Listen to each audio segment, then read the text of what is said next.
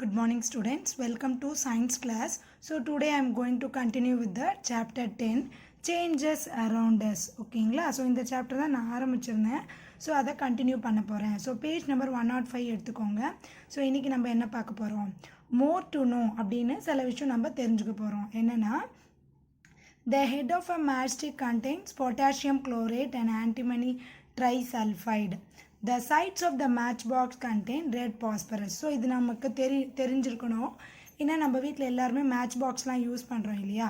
So அந்த match பாக்ஸில் அந்த மேட்ச் ஸ்டிக்கில் என்னென்ன இருக்குது, மேட்ச் ஸ்டிக்கில் வந்து பொட்டாசியம் குளோரேட்டும் ஆன்டிமனி சல்ஃபைடும் இருக்குது. ஆனால் மேட்ச் பாக்ஸோட சைடில் நம்ம குச்சி வச்சு தேய்ச்சோம் அப்படின்னா உடனே நெருப்பு வருது இல்லையா. ஏன் வருது அப்படின்னா அதில் வந்து ரெட் பாஸ்பரஸ் கண்டென்ட் இருக்குது. ஓகேங்களா.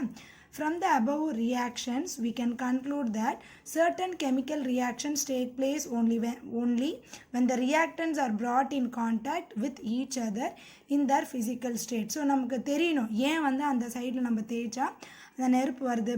ஏன் அப்படின்னா certain chemical reactions வந்து சில reactantஸோட கிட்ட கொண்டு வரும்போது என்ன ஆகுது, அதோட கான்டாக்டால் அந்த மாதிரி நமக்கு ஃபயர் வருது, இல்லை அது வந்து டச் ஆகிறதுனால அந்த ரியாக்ஷன் ஏற்படுது அப்படின்னு தெரியணும். ஸோ அடுத்து பாருங்கள், activity 2, take 2 test tubes and couple of rust iron nails. So 2 test tube எடுத்துக்கோங்க. அதில் வந்து ஒன்றுத்தில் வந்து இந்த நெயில்ஸ் இருக்கு இல்லையா, ஆணி, அதை கொஞ்சம் போட்டுக்கணும். ஒரு டெஸ்ட் டியூப்பில் வந்து கொஞ்சம் தண்ணி ஊற்றிக்கோங்க. இன்னொரு டெஸ்ட் டியூப்பில் வந்து வெறும் அயன் நெயில்ஸை வைங்க. Keep the test tube opened for few days. கொஞ்சம் நாளுக்கு என்ன பண்ணணும், அந்த டெஸ்ட் டியூப்பை திறந்தே வைங்க. Take another test tube and pour some water along with some coconut oil. So என்ன பண்ணணும் அப்படின்னா, ஒன்றுத்தில் வந்து தண்ணி ஊற்றிட்டு இன்னொன்றில் கோகோனட் ஆயில் கொஞ்சம் ஊற்றி வைங்க. Now place the second iron nail. இப்போ என்ன பண்ணோம், அந்த ரெண்டாவது ஆணி போட்டிருக்கோம் இல்லையா, அதை தனியாக வைங்க. Leave the setup for a few days. So கொஞ்ச நாள் அதை வச்சுடுங்க. வச்சதுக்கப்புறமா observe the changes and record them. அப்படின்னா அதில் என்னென்ன மாற்றங்கள்லாம் நடக்குதோ அதை நீங்கள் என்ன பண்ணணும், நோட்டீஸ் பண்ணி எழுதி வைங்க. Which iron nail gets rusted and why. So எந்த டியூப்பில் இருக்க அந்த இரும்பு வந்து சீக்கிரமாக துரு பிடிச்சிடுது, ஏன் அப்படின்னு உங்களுக்கு தெரிய வரும். ஓகேங்களா. அடுத்தது சொல்யூஷன் ஆஃப் ரியாக்டன்ஸ் அப்படின்ற டாபிக் பார்க்க போகிறோம். பாருங்கள், when milk is mixed with coffee decoction, the color of the milk and the decoction changes due to chemical reaction. இது நமக்கே தெரியும் இல்லையா, நம்ம டெய்லி பால் கொதிக்க வைக்கும்போது அதில் காஃபி டிகாஷன் போடும்போது என்ன ஆகும், அந்த ஒயிட்டாக இருக்க பால் வந்து டிகாஷனுக்கு ஏற்றபடி கலர் சேஞ்ச் ஆகும். ஸோ அந்த சேஞ்சஸ்க்கு பேர் என்ன, chemical reaction. Similarly when we mix 2 substances, so நம்ம 2 சப்ஸ்டன்ஸாக மிக்ஸ் பண்ணுறோம். ஒன்று reactants in the solution form, a chemical reaction takes place between them to form a new substances. So என்ன சொல்கிறாங்கன்னா, நம்ம ஏதாவது 2 சப்ஸ்டன்ஸை மிக்ஸ் பண்ணும்போது ஒரு சொல்யூஷன் ஃபார்மில் அங்கே ஒரு கெமிக்கல் ரியாக்ஷன் டேக் பிளேஸ் ஆகுது. அப்போ தான் என்ன ஆகுது, ஒரு நியூ ப்ராடக்ட் கிடைக்குது. சப்போஸ் இந்த மில்கோட டிகாஷன் போடும்போது அதை டீ இல்லை காஃபி அப்படின்னு நம்ம சொல்கிறோம் இல்லையா, அதுதான் இந்த எக்ஸாம்பிள் சொல்லுது. For example, take small amount of solid silver nitrate and sodium chloride in a test tube. So இப்போ நம்ம செக் பண்ண போகிறோம். என்னென்னா, ஒரு டெஸ்ட் டியூப்பில் வந்து சாலிடில் இருக்க சில்வர் நைட்ரேட்டும் சோடியம் குளோரைடும் போட்டுக்க போகிறோம். Do you observe any change? So உங்களுக்கு எதாவது சேஞ்ச் தெரியுதா? No, because the reactants in solid state have no reaction. அப்படின்னா ரெக்டேஷன் அப்படின்னா என்னென்னா, ரியாக்டன்ஸ் வந்து சாலிட் ஸ்டேட்டில் இருக்கும்போது அதுக்கு என்ன இருக்காது, no reaction அப்படின்னு சொன்னோம். So now you dissolve the same reactants in water in a separate test tubes and mix both the solutions. So இப்போ என்ன பண்ணணும்னா, அந்த ரியாக்டன்ஸை எடுத்து தண்ணியில் போட்டுட்டு தனித்தனி டெஸ்ட் டியூப்பில் மிக்ஸ் பண்ணி பாருங்கள் என்ன கிடைக்குது. So what do you observe, silver nitrate solution reacts with sodium chloride solution to form a white precipitate. So silver nitrate வந்து சோடியம் குளோரைடை போடும்போது அது என்ன ஆகுது, சின்ன சின்ன ஒயிட் precipitate வருது of silver chloride and sodium nitrate solution. So அது ரெண்டுத்தையும் மிக்ஸ் பண்ணும்போது நமக்கு என்னென்ன கிடைக்குது, ஒன்று சில்வர் குளோரைடாக கிடைக்குது, இன்னொன்று சோடியம் நைட்ரேட் சொல்யூஷனாக கிடைக்குது. From the above reaction we infer that some chemical reactions proceed only in solution form, not in solid form. So சிலதெல்லாம் எப்படி இருக்கும்னா, ரியாக்ஷன்ஸ் மட்டும்தான் ப்ரொசீட் ஆகும், வேறு எந்த சேஞ்சஸும் இருக்காது. எப்போ அப்படின்னா அது சாலிட் ஃபார்மில் இருக்கும்போது. ஓகேங்களா, புரிஞ்சுதுங்களா. ஸோ இப்போ அடுத்து பாருங்கள், என்ன டாபிக் பார்க்க போகிறோம், எலக்ட்ரிசிட்டி. எலக்ட்ரிசிட்டினா என்னது, கரண்ட் இல்லையா. Electricity is essential for our living. We use electricity for cooking, lighting, grinding, watching television, etc. So current இல்லாமல் இருக்க முடியாது. ஸோ அந்த கரண்ட் எங்கெல்லாம் நமக்கு யூஸ் பண்ணுறோம் அப்படின்னா ஒன்று வந்து குக்கிங் சமைக்கிறது, லைட்டிங் பர்பஸ்க்கு, அரைக்கிறதுக்கு, டிவி பார்க்குறதுக்கு. Do you know electricity can be use to carry out chemical reactions also. So இது மட்டும் இல்லாமல் இந்த எலக்ட்ரிசிட்டி வந்து கெமிக்கல் ரியாக்ஷன்ஸில் கூட யூஸ் பண்ணிக்கலாம். Many chemical reactions which take place with the help of electricity are industrially very important. So அது வந்து எப்படின்னா இப்போ இண்டஸ்ட்ரியிலலாம் இந்த எலக்ட்ரிசிட்டியை யூஸ் பண்ணும்போது அது ரொம்ப பெரிய முக்கியமான விஷயமா தெரியும். As you know, water is made of hydrogen and oxygen molecules.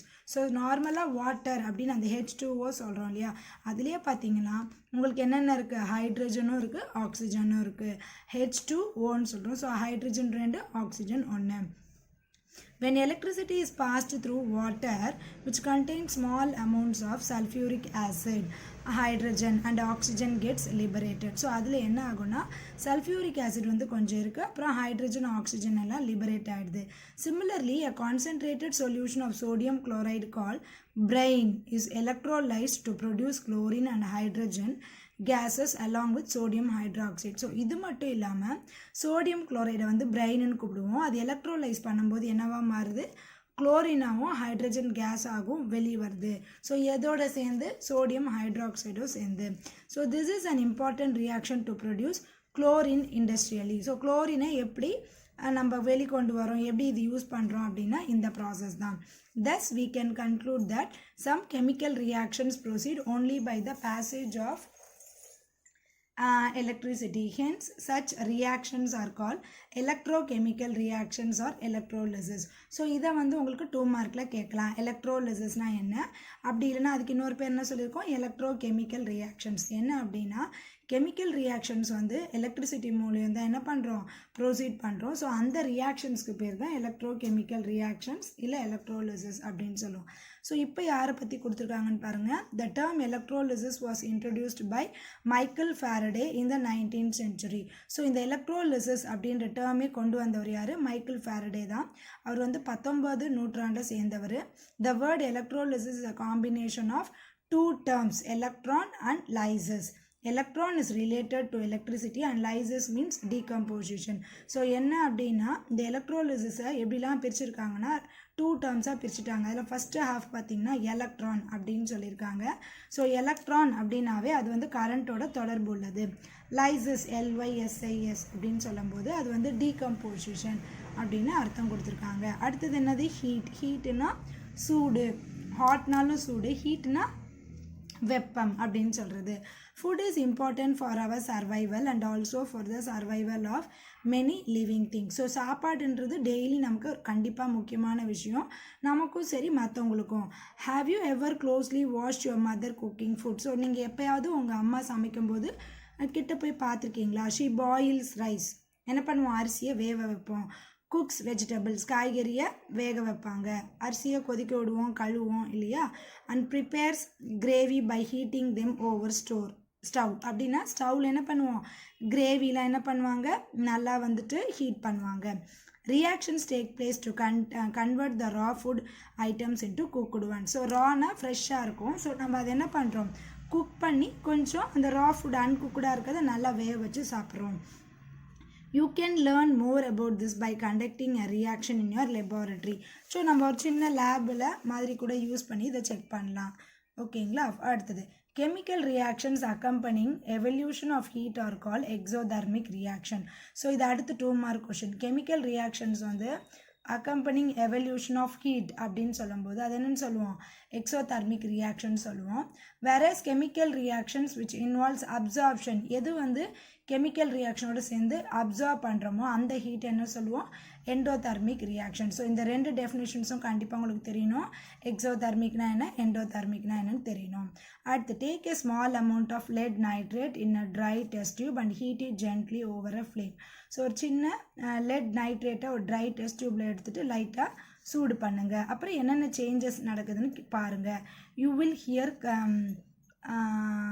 Crackling sound. So அப்போ அது என்ன ஆகும்னா அப்படியே வெடிக்கிற பர்ஸ்ட் ஆகிற சவுண்ட் இருக்கும். Evolution of reddish brown coloured gas கிடைக்கும். அதோட பேர் வந்து நைட்ரஜன் டை ஆக்சைடு. இண்டஸ்ட்ரியில் லைம் ஸ்டோனை ஹீட் பண்ணுவாங்க, அப்போ குயிக் லைம் கிடைக்கும், அது பேர் கால்சியம் ஆக்சைடு. ஸோ இப்படி தான் கெமிக்கல் ரியாக்ஷன்ஸை அச்சீவ் பண்ணுறோம். இந்த ரியாக்ஷன்ஸ்க்கு பேர் தான் தெர்மல் கெமிக்கல் ரியாக்ஷன்ஸ் ஆர் தெர்மோலிசிஸ் அப்படின்னு சொல்லுவோம். So up to this you read and come. What ever the doubts you have in the next class you can ask me. Thank you students.